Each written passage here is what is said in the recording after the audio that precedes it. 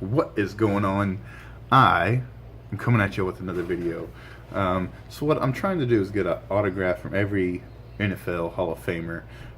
So I said 10 or 15 videos back I was going to start at the most recent class, the 2017, and work my way back, and then do upgrades and stuff as they come. And the class of 2016 I just completed, and it took me a long freaking time, and I kind of had to cheat to finish it, and you'll see why here in a minute. But before I get into that, I want to get y'all's opinion on something. So I bought a 1959 Topps Jim Taylor, which is his rookie year, and it kind of goes hand in hand with the project I've been working on for these Hall of Famers, really focusing on trying to get a rookie card signed of them. And I got it back today, and it was signed,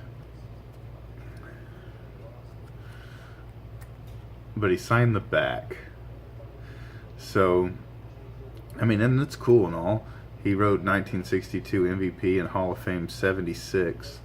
So you couldn't ask for more as far as inscriptions go. But the location is less than to be desired. And what really sucks ass is he requires a donation. And I'm wanting to say I sent $40 for him to sign this. And he did sign two items for me. And I'll show the other one in a future video. But what I'm getting at is, what would y'all do? Would y'all go ahead and buy another one of these, which you can get for 20 bucks or so, sometimes less, sometimes a little bit more, conditions, everything, as you know, in vintage. So would you buy another one and throw another $40 out there, and this time maybe write a post-it note, please sign the front of the card, or just keep that in the collection? So let me know what you think. Let me know what you would do. Please leave a comment down below.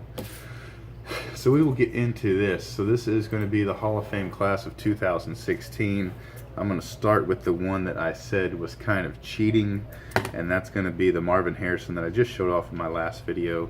It is a certified card, but I bought it because it didn't look like it was certified, and it's kind of hard to see on camera, but it is autographed down there by his feet.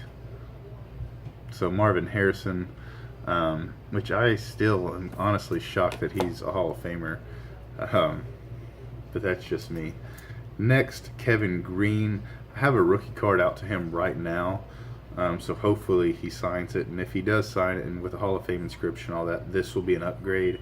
But I freaking love this image, man. 1991 Upper Deck, Kevin Green, signed in blue with the Hall of Fame inscription. And that image is freaking awesome. I love that thing. So there's Kevin Green. Next is Tony Dungy. This is on a custom card that I had made. Really freaking cool. I love this. I did get one signed in blue, but he did inscribe it to me. So I just went ahead and went with the black. Next is probably the headliner of that class, the gunslinger himself, Brett Favre. I got this in a trade. It was unslabbed, unauthenticated at the time, but really, really trusted. It's a good friend of mine, the guy that I traded with, Brian Bennett. So really happy this came back authenticated.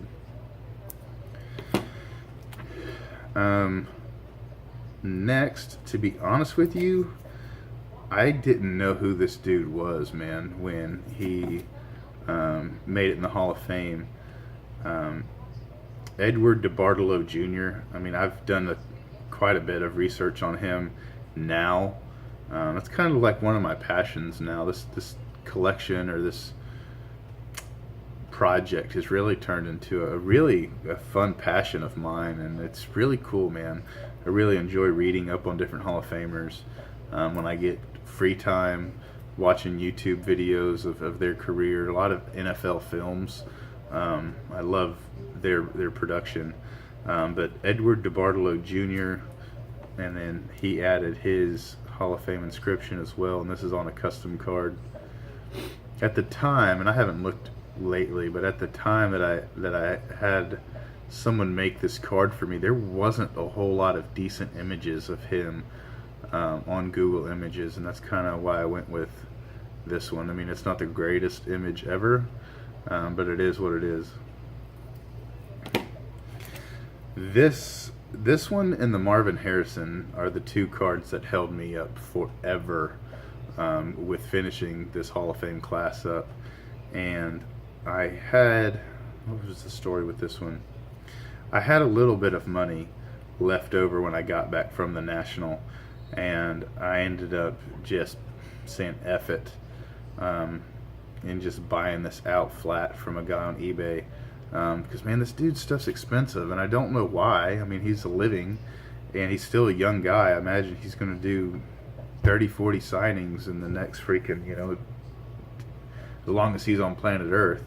But Orlando Pace, it's really hard to see the Hall of Fame inscription, but it is there. It's by his left hand.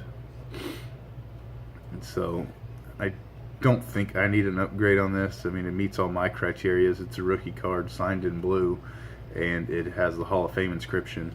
The only thing that I would like is if the card itself wasn't so dark that you could really see the inscription and the autograph better. But other than that, this is freaking awesome. And this one, man, was the very last card to finish up this class. So really happy to wrap that up. Next, I got him a handful of times before he passed, and at the time I wasn't very big into football. I just started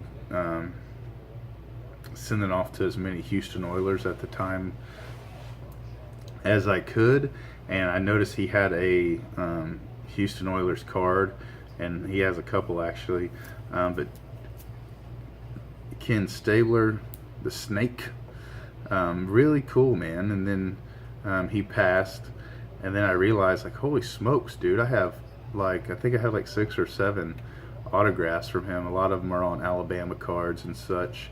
And actually, while I'm talking about Ken Stabler, John Hanna is going to be doing a signing pretty soon in Chantilly, Virginia, and I will be able to finish up this card.